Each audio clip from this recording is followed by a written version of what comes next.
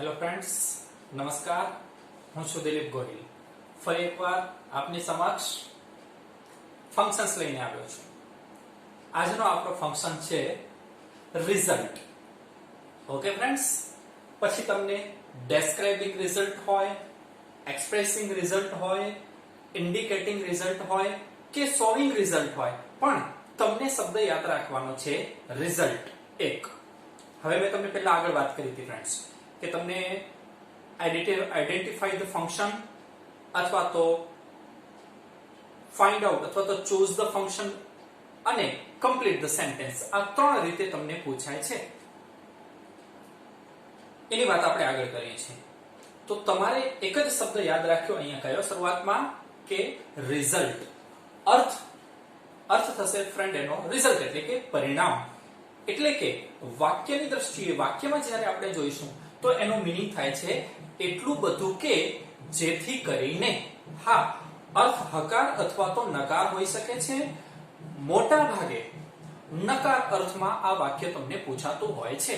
એમાં પણ ખાસ કરીને TOO ની જે વાક્ય રચના છે એ નકાર અર્થમાં જ હોય છે.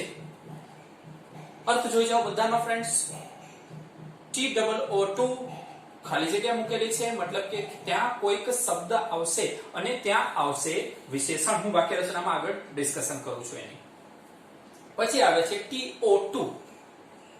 હવે ફ્રેન્ડ્સ યાદ રાખજો બરાબર કે TO2 પછી હંમેશા V1 જ આવે. સિવાય કે બે શબ્દો છે કે જ્યાં TO2 પછી ING આવે છે. એમાંનો એક શબ્દ આપણે ડિસ્કશન કરી ગયા છીએ, to be plus used to. Habitual પાસ્ટમાં મેં તમને સમજાવ્યું હતું ફ્રેન્ડ્સ, વિડિયો જોઈ જજો. તો ત્યાં ટુ પછી ING આવે છે. બાકી બધે જ બીજો શબ્દ છે with a view to, એની આપણે આગળના ફંક્શનમાં ચર્ચા કરશું. અત્યારે આમાં જુઓ તો TOO2 ઈઝીલી તમને યાદ રાખવું તો એમ પણ કહી શકું મોટો ટુ અને નાનો ટુ. એટલું બધું કે જેથી કરીને નકાર અર્થમાં જ હશે. શોઈંગ રિઝલ્ટના કીવર્ડ્સ ની હું વાત કરું છું. બીજો શબ્દ છે ઇનફ ટુ. એટલું બધું કે જેથી કરીને, અને ઇનફ નો બીજો મીનિંગ થાય છે પૂરતું. હકાર અર્થમાં હોય છે. સો ધેટ એટલું બધું કે જેથી કરીને. ફ્રેન્ડ્સ આ ટાઈપનું મેં એટલે કહ્યું છે કે તમને તરત જ યાદ રહી જાય કે ચાલો ચારે ચારનો એક મીનિંગ એવો તો થાય જ છે કે એટલું બધું કે જેથી કરીને. ઓકે, એ હકાર અથવા નકાર અર્થમાં હોય છે. એ પણ મોસ્ટલી નકાર અર્થમાં જ આપણે યુઝ કરતા હોઈએ છીએ. હકારમાં આવી શકે છે, એની પણ હું ચર્ચા કરીશ. ત્રીજું છે such that. ઓકે, અહીંયા મેં લખ્યું છે friends such that is equal to so that. બંનેમાં કોઈ ફરક નથી, બધું સરખા નિયમો એમાં લાગુ પડે છે. તો આ ચાર મેં એનો મીનિંગ કીધો ફ્રેન્ડ્સ. તો અત્યારે આટલું બધું તમારામાંથી યાદ રાખવાનું ખરે એટલું જ, રિઝલ્ટ અને એના ચાર શબ્દોના નામ અને એનું ગુજરાતી. ઓકે, હવે વાક્ય રચના અહીંયાથી બરાબર જોજો ફ્રેન્ડ્સ. ઓકે, ચાલો સૌથી પહેલું એક્ટિવ વાક્ય હોય, TOO2 ની વાક્ય રચનાની આપણે વાત કરીએ છીએ તો SV આટલું તો હશે જ. ઓ ક્યારેક હોય અને ન પણ હોય, કર્તા અને ક્રિયાપદ તો હશે જ, એના વગર વાક્ય બને નહીં. પછી આવે છે TOO2. અહીંયાથી યાદ રાખજો ફ્રેન્ડ્સ, સમજજો. એના પછી આવશે ફરજિયાત વિશેષણ એટલે કે એડજેક્ટિવ. ઓકે ફ્રેન્ડ્સ, આ નવો શબ્દ છે તમારા માટે. જો કે બધું આવી ગયું હશે છતાં હું કહી દઉં છું. એડજેક્ટિવ એટલે કે વિશેષણ. Add something to the meaning of noun. નામના અર્થમાં વધારો કરતો શબ્દ એટલે કે એડજેક્ટિવ. બીજી રીતે તમને કહું તો હાઉ થી પ્રશ્ન પૂછવાથી જે જવાબ મળે એ એડજેક્ટિવ કહેવાય, વિશેષણ કહેવાય. ફોર એક્ઝામ્પલ, વોટ થી પ્રશ્ન પૂછો તો તમને નાઉન મળશે. સપોઝ હું તમને પૂછું વોટ ઇઝ ધીસ, તો તમે તરત કહેશો કે ધીસ ઇઝ અ પેન. તો પેન એ નાઉન છે. વોટ ઇઝ ધીસ, તો તમે કહેશો ધીસ ઇઝ અ બોર્ડ. તો બોર્ડ એ નાઉન છે. હવે હું તમને પૂછું કે હાઉ ઇઝ ધીસ પેન, આ પેન કેવી છે, તો તમે ઘણા બધા જવાબ આપશો. સપોઝ તમે કહેશો કે this is a black pen. Pen એ નામ છે, નાઉન છે. એ નામની વિશેષતા બતાવતો શબ્દ એ વિશેષણ એટલે કે એડજેક્ટિવ કહેવાય. કેવી પેન છે, તો તમે કહેશો બ્લેક પેન છે.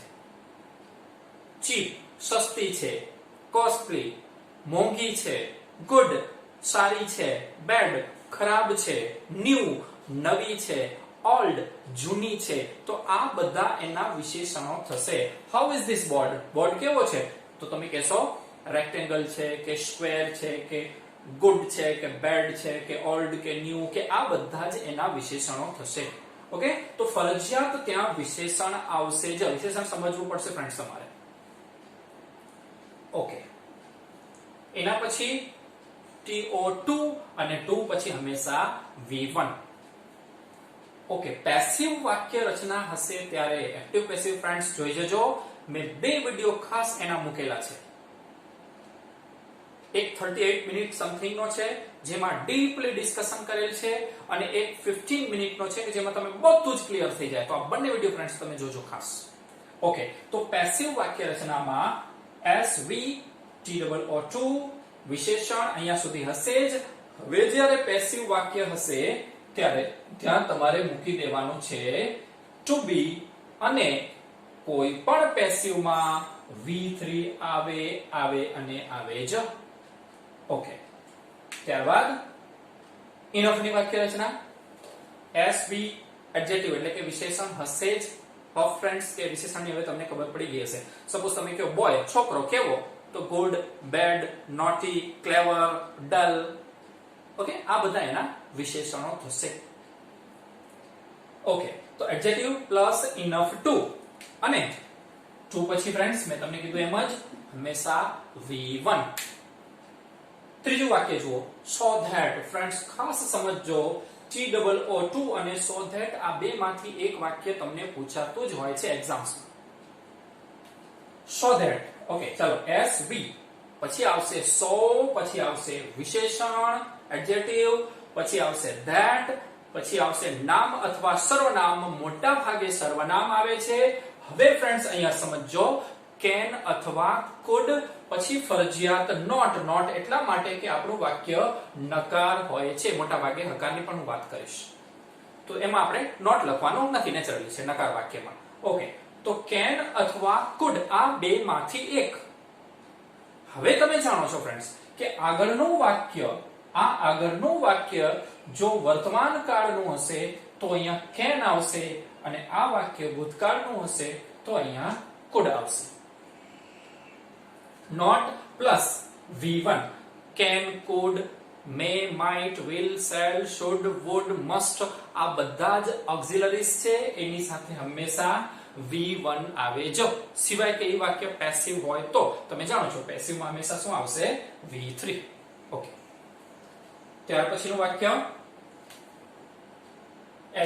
SV so adjective that સર્વનામ. હવે સર્વનામ તરીકે જો વાક્ય પેસિવ કરશો તો મોટા ભાગે સર્વનામ તરીકે ત્યાં શું આવી ગયું હશે? it. છતાં પણ કોઈ પણ શબ્દ હોય, નામ અથવા સર્વનામ હોય કે પછી it હોય તો પણ તમારે ત્યાં can અને could, જેની મેં વાત કરી કે આપેલું ક્રિયાપદ જો વર્તમાન કાળનું હોય તો can, ભૂતકાળનું હોય તો could. not આવશે, પછી આવશે B plus V3 પેસિવમાં આની જેમ જ. એક્ઝામ્પલ આપું છું ફ્રેન્ડ્સ. ઓકે, અને last one such that is equal to so that. મતલબ કે such that ની વાક્ય રચના છે એક્ટિવ હોય કે પેસિવ, so that પ્રમાણેની જ થશે. ઓકે ફ્રેન્ડ્સ, આ વાત કરી મેં એની વાક્ય રચનાની અને એના રૂલ્સની. ક્યાંક થોડુંક તમને કન્ફ્યુઝન થતું હોય તો એક જ તમને સજેશન આપીશ, એડવાઇસ આપીશ ફ્રેન્ડ્સ, કે રિપીટ કરી, રિવિઝન કરી અને આ વિડિયો વારંવાર જોજો. તમે કોઈ પણ ટોપિક ન સમજાય એટલે તમને વારંવાર જુઓ તો તમને આવડી જાય. ઓકે ફ્રેન્ડ્સ, આ હતી આપણે વાત કરી એની વાક્ય રચનાઓની. હવે એક મેં એક્ઝામ્પલ આપ્યું છે અહીંયા, બાકીના અહીંયા જોઈશું જ. એક્ઝામ્પલ આપ્યું છે મેં, The old man was 2. અહીંયા સપોઝ તમને 2 આપ્યું છે, મેં સમજાય એટલા માટે. એક્ઝામમાં ઘણીવાર એવું બને કે માત્ર was કમ્પ્લીટ ધ સેન્ટેન્સમાં છેલ્લે તમને અહીંયા શોઈંગ અથવા તો એક્સપ્રેસિંગ, ઇન્ડિકેટિંગ રિઝલ્ટ આપેલું હોય. ઓકે, હવે આપણે એક્ઝામ્પલ જોઈએ છીએ એટલે પહેલું 2 નું વાક્ય બનાવીએ. તો સૌથી પહેલા તમે લખશો ત્યાં 2. વાક્ય રચના જોઈ જાઓ ફ્રેન્ડ્સ, તમારી સામે જ છે. ઓકે, હવે આ વાક્ય TOO પછી આપણે શું મૂકીએ છીએ? એડજેક્ટિવ, વિશેષણ. તો ઓલ્ડ મેન છે એના માટેનું વિશેષણ વૃદ્ધ માણસ છે. કેવા હતા? કમજોર હતા. ઓકે, તો વીક. એના પછી વાક્ય રચના TO2. ઓકે, હવે ફ્રેન્ડ્સ તમારે જોવાનું કે આપેલું વાક્ય એક્ટિવ છે કે પેસિવ. ત્યારબાદ આમાંથી કંઈક બેમાંથી એક લખશો. મોટા ભાગે એક્ટિવ જ હોય છે, છતાં આપણે તમારે તો બધું બરાબર સમજવાનું છે. ઓકે, તો હવે આ વાક્ય એક્ટિવ છે કે પેસિવ એ તમને કેમ ખબર પડે? તો તમારે શું કરવાનું ફ્રેન્ડ્સ કે કરતા જોવાનું. પહેલો શબ્દ કરતા જોવાનો, ઓલ્ડ મેન વૃદ્ધ માણસ છે. ક્રિયા જોવાની, ક્રિયા કઈ છે? સોરી, આપણે હવે અહીંયા વાક્ય બનાવવાનું છે કે વૃદ્ધ માણસ એટલો બધો કમજોર હતો કે તે ચાલી શક્યો નહીં. નકાર અર્થ લેવાનો છે. તો ચાલી શકવું, ચાલવું એ ક્રિયાપદ છે. કર્તા કોણ છે? Old man. ક્રિયા કઈ છે? ચાલવાની. વૃદ્ધ માણસ પોતે ચાલે છે, પોતે ક્રિયા કરે છે, માટે વાક્ય થશે એક્ટિવ. તો એક્ટિવ વાક્ય હોય તો એક્ટિવની વાક્ય રચના પ્રમાણે ટુ પછી સીધું V1 મૂકી દેવાનું, એટલે કે ટુ, અને અહીંયા આપણે ચાલવું એટલે કે વોક. આ વાક્ય થયું પૂરું. મોટો ટુ અને નાનો ટુ અને બે વચ્ચે એક એડજેક્ટિવ એટલે કે વિશેષણ આવે. ઓકે, બીજું example. The old man was so. વાક્ય રચના જુઓ ફ્રેન્ડ્સ, તમારી સામે છે અહીંયા. The old man was so. હવે સપોઝ તમને એક્ઝામમાં અહીંયા સો આપી દે, ઇટ મીન્સ કે ખાલી જગ્યા અને અહીંયા ફરજિયાત લખવું પડે આપણે that. so that આવે જ, ભેગા આવે જ. ઓકે, તો હવે સો અને that ની વચ્ચે વિશેષણ. હવે ફ્રેન્ડ્સ તમારી પાસે વિશેષણ અને વર્બ છે, એટલે આ એક્ઝામ્પલ ને આધારે અહીંયા તમે જુઓ તો તમને આવડી જાય. એટલે કે the old man was so, વિશેષણ કયું છે અહીંયા? એક ને બે જ શબ્દો છે એટલે વિશેષણ આપણું કયું થશે? weak. The old man was so weak. વૃદ્ધ માણસ એટલો બધો કમજોર હતો કે. that એટલે કે. હવે યાદ રાખજો, that પછી કોઈક વાક્ય આવે. that પછી કોઈક વાક્ય આવે અને વાક્ય એટલે શું? SVO. હવે અહીંયા વાક્ય આપણે લખવું છે તો સો ધેટ ના નિયમ અનુસાર પહેલા આપણે નામ અથવા સર્વનામ લખવું પડે. અહીંયા ઓલ્ડ મેન છે માટે એનું સર્વનામ આપણે લખીશું he. હવે ફ્રેન્ડ્સ ફરી કહીશ, વાક્ય રચના તમારી સામે જ છે. તો can અથવા could, કન્ફ્યુઝન ખાલી તમને અહીંયા થાય. can અથવા could. તો હવે જોવાનું, આપણું આ વાક્ય છે, આગળનું વાક્ય છે એ કયા કાળનું છે? was લખ્યો છે, ઇટ મીન્સ કે ભૂતકાળ છે, માટે અહીંયા તમારે લખવું પડે could. તો he could not તો આવશે જ. અને હવે V1 એટલે કે ક્રિયાપદ આપણે કયું છે? walk. તો આ વાક્ય અહીંયા તમારું પૂરું થાય ફ્રેન્ડ્સ. ઓકે, અહીં જોઈ લો, the old man was so. હવે હકાર વાક્ય સપોઝ બનાવવું હોય આપણે તો so પછી વિશેષણ તો મૂકવાનું છે, એટલે કે આપણે અહીંયા સપોઝ લખી દઈએ so strong. એના પછી તરત જ ફરજિયાત શું લખવું પડશે? that. હવે મેં તમને કીધું કે હકાર વાક્ય બનાવો ત્યારે નોટ લખવાનું નથી. ઇટ મીન્સ કે so strong that he could. could શું કામ લખ્યું? અહીંયા was છે માટે. he could walk. એટલો બધો સ્ટ્રોંગ હતો કે તે ચાલી શક્યો. ઓકે, લાસ્ટ વન આમાં હજુ એક પેસિવ ના એક્ઝામ્પલ્સ પણ આપણે જોઈશું friends. the old man was. હવે ઇનફ વાળી વાક્ય રચના. તો ઇનફ ની પહેલા હંમેશા એડજેક્ટિવ આવે. તો the old man અને ઇનફ વાળું વાક્ય હકાર હશે. તો old man was strong enough. Enough ની પછી તરત જ ટુ. તો ઇનફ પછી તરત ટુ હશે અને એની પહેલા કોઈક વિશેષણ હશે. વૃદ્ધ માણસ પૂરતો સ્ટ્રોંગ હતો કે તે ચાલી શકે. તો ઇનફ ટુ પછી ટુ પછી હંમેશા V1 two walk. The old man was strong enough to walk. Okay friends, થોડુંક ધ્યાનથી સાંભળજો, 2-3 વખત રિપીટેશન કરજો ફ્રેન્ડ્સ. વારંવાર વિડિયો જોજો તો ચોક્કસ તમને આવડી જશે. થોડાક 2 મિનિટ માટે તમે અહીંયા પોઝ થઈ જાઓ, આટલું જોઈ લો. એના પછી થોડાક હું પેસિવના એક્ઝામ્પલ તમને આપું છું.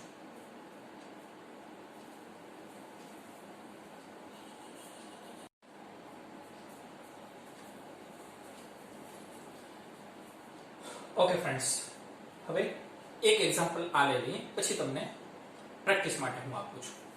ઓકે, સૌથી પહેલા જો ફ્રેન્ડ્સ, હું બધા જ એક્ઝામ્પલ્સ તમને કમ્પ્લીટ ધ સેન્ટેન્સના એટલા માટે કરાવું છું કે કમ્પ્લીટ ધ સેન્ટેન્સ આવડશે તો આઈડેન્ટિફાઈ કરવામાં તમને કોઈ જ તકલીફ નહીં પડે. સપોઝ વાક્યમાં સો ધેટ આપેલું હોય અથવા TOO2 અને બીજો 2 આપેલ હોય અથવા સચ ડોટ આપેલું હોય અથવા ઇનફ આપેલું હોય તો એ ફંક્શન રિઝલ્ટ જ હોય, બીજું એમાં કઈ વિચારવાનું છે જ નહીં. એટલે કહું છું કે જો તમને કમ્પ્લીટ ધ સેન્ટેન્સ આવડશે તો બધું આવી જશે. આગળ વધીએ. Okay, the tea is 2 TOO2. હવે વાક્ય રચના અહીંયા છે, એક્ઝામ્પલ પણ છે, તો એ અનુસાર TO2 પછી અહીંયા કોઈક વિશેષણ મૂકવું પડે. તો ચા માટેનું વિશેષણ શું થાય? તો કે ટેસ્ટી પણ થાય, કોલ્ડ પણ થાય, હોટ પણ થાય. આપણે અહીંયા નકાર વાક્ય બનશે, ટુ છે માટે ફરજિયાત નકાર વાક્ય બનશે. તો તમારે અહીંયા હોટ શબ્દ મૂકી શકો, હોટ વિશેષણ મૂકી શકો. ઓકે, તો કઈ રીતના બનશે? હા ફ્રેન્ડ્સ, થોડું તમને વિશેષણ અહીંયા યાદ કરવું પડશે. કમ્પ્લીટ ધ સેન્ટેન્સ હશે ત્યારે હું અગેન કહીશ, આઈડેન્ટિફાઈંગમાં તો બિલકુલ કંઈ નથી. ત્યાં તમે ખાલી રિઝલ્ટ જુઓ એટલે આ ચારમાંથી કોઈક એક વિશેષણ જોઈ લેવાનું, આ ચારમાંથી કોઈક એક શબ્દ જોઈ લેવાનો એટલે થઈ જશે ઈઝી. ઓકે, તો ટી એના માટેનું વિશેષણ કયું? તો કે શું થશે? Hot. The tea is too hot. ચા એટલી બધી ગરમ હતી કે હું પી શક્યો નહીં. પેસિવ વાક્ય થશે ફ્રેન્ડ્સ, ખાસ એ સમજવાનું છે કેમ કે આટલું મૂકી દીધા પછી તમારે વાક્ય એક્ટિવ છે કે પેસિવ એ જોવું પડે. હું ફરીથી કહીશ કે આપણું વાક્ય એક્ટિવ છે કે પેસિવ એ જાણવા માટે તમારે પહેલો શબ્દ જોવાનો, કર્તા જોવાનો. એ કર્તા પોતે ક્રિયા કરતો હોય તો એક્ટિવ અને ક્રિયા કરવામાં આવતી હોય તો પેસિવ. સજીવ કરતા હોય તો મોટા ભાગે વાક્ય એક્ટિવ થશે, નિર્જીવ કરતા હોય તો વાક્ય પેસિવ થાય. ફોર એક્ઝામ્પલ, કરતા કોણ છે? ટી, ચા. હવે ચા છે તો એની ક્રિયા કઈ હોય? પીવાની હોય, ડ્રિંક હોય. તો ચા છે એ પોતે પોતાને પીશે કે ચા આપણા દ્વારા પીવામાં આવશે? ઓકે ફ્રેન્ડ્સ, સમજાય છે? તમારે વાક્ય એક્ટિવ છે કે પેસિવ એ જાણવા માટે માત્ર આટલો જ પ્રશ્ન પૂછવાનો. એક તો જોવાનું, એ સજીવ કરતા હોય એટલે મોટા ભાગે વાક્ય એક્ટિવ જ હોય, નિર્જીવ હોય એટલે મોટા ભાગે વાક્ય પેસિવ જ હોય. છતાં પણ એકવાર પૂછી લેવાનું. તો ચા છે એ પોતે પોતાને નહીં પીએ, ચા પીવામાં આવશે. તો ચા એટલી બધી ગરમ હતી કે હું પી શક્યો નહીં. તો અહીંયા વાક્ય રચના પ્રમાણે ફોર મી. હવે અહીંયા ફોર મી ને બદલે for him, for her, for them, for mister Pandya કોઈ પણ શબ્દ તમે મૂકી શકો છો, પણ સહેલું તમને આવડશે ફોર મી. અને હવે ફરી પાછું ટુ સાથેનું ક્રિયાપદનું મૂળ રૂપ એટલે કે ટુ અને ક્રિયાપદ શું થશે?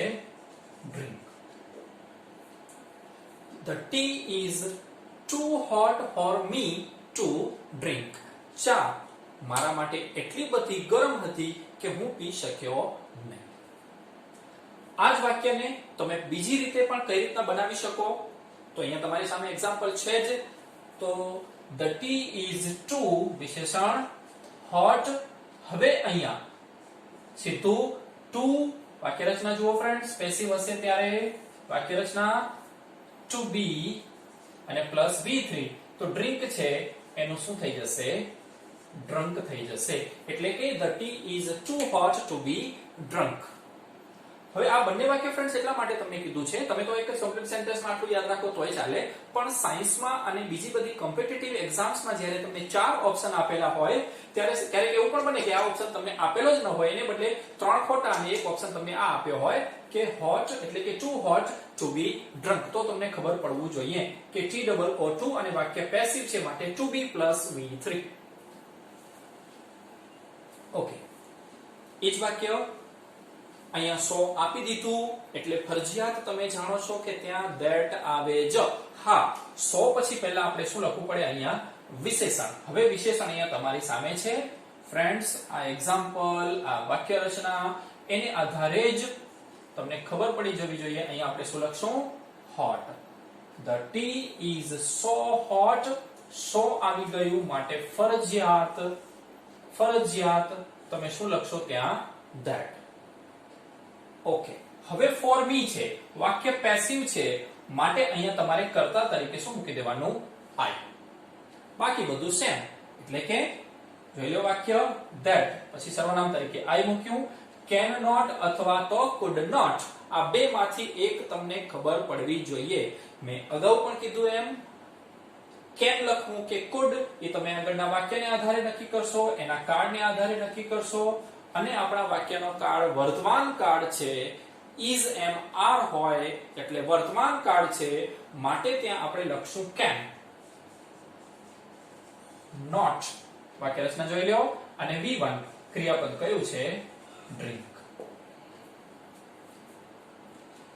ઓકે, આ જ વાક્યને પેસિવમાં જ પેસિવનું જ વાક્ય છે તો બીજું કઈ રીતના? તો so પછી hot that. હવે જો અહીંયા તમે it લખો છો ફ્રેન્ડ્સ, હવે જો અહીંયા સર્વનામ લખવું પડે તો ટી માટેનું સર્વનામ કયું થશે? it. તો તમારી વાક્ય રચના આ પ્રમાણેની થશે, એટલે કે it can not અને B plus V3, તો B અને drink નું V3 થશે drunk. ચા એટલી બધી, બધાનો અર્થ ફ્રેન્ડ્સ એક જ થશે, ચા એટલી બધી ગરમ હતી કે હું પી શક્યો નહીં.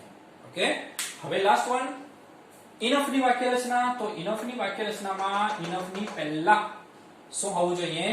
ઇનફ ની પહેલા શું હોવું જોઈએ? એડજેક્ટિવ એટલે કે વિશેષણ. તો અહીંયા હકાર બનશે વાક્ય ઇનફ વાળું, તો આપણે અહીંયા લખીશું the tea is called enough to. વિશેષણ અને enough to. હવે આ વાક્યને પેસિવમાં જ છે માટે પેસિવના રૂલ્સ અનુસાર B plus V3 એટલે કે to be drunk. Okay friends, identify માં હોય. હવે આપણે 20 મિનિટની જે ડિસ્કશન કરી હું તમને 2 મિનિટમાં કહી દઉં. યાદ શું રાખ્યું? ફંક્શનનું નામ showing result એક. બીજું એના કીવર્ડ્સ કયા?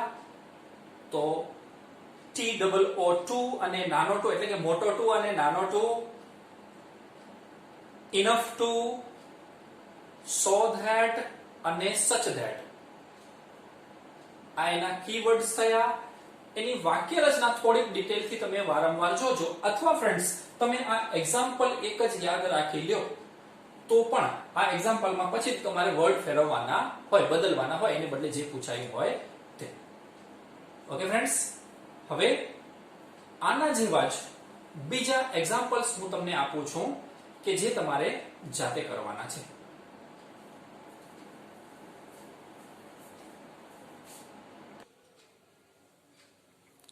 ઓકે ફ્રેન્ડ્સ, તો આ છે તમારા હોમવર્ક માટેના એક્ઝામ્પલ્સ. જો ફ્રેન્ડ્સ એક્ઝામમાં તમને મેં પાછળ ઇન્ટુ બ્રેકેટમાં જે વર્ડ્સ આપ્યા છે એ આપેલા નહીં હોય, એને બદલે તમને ઇન્ટુ બ્રેકેટમાં ફંક્શનનું નામ આપેલું હશે, જેમ કે શોઈંગ રિઝલ્ટ. અહીંયા તમને શીખવામાં સરળતા રહે એટલા માટે થઈને મેં તમને પહેલો શબ્દ છે એ વિશેષણ અને બીજો ક્રિયાપદ તરીકેનો આપેલો છે. Okay friends, thank you very much. આ હતું તમારું શોઈંગ રિઝલ્ટ ફંક્શન. ઓકે.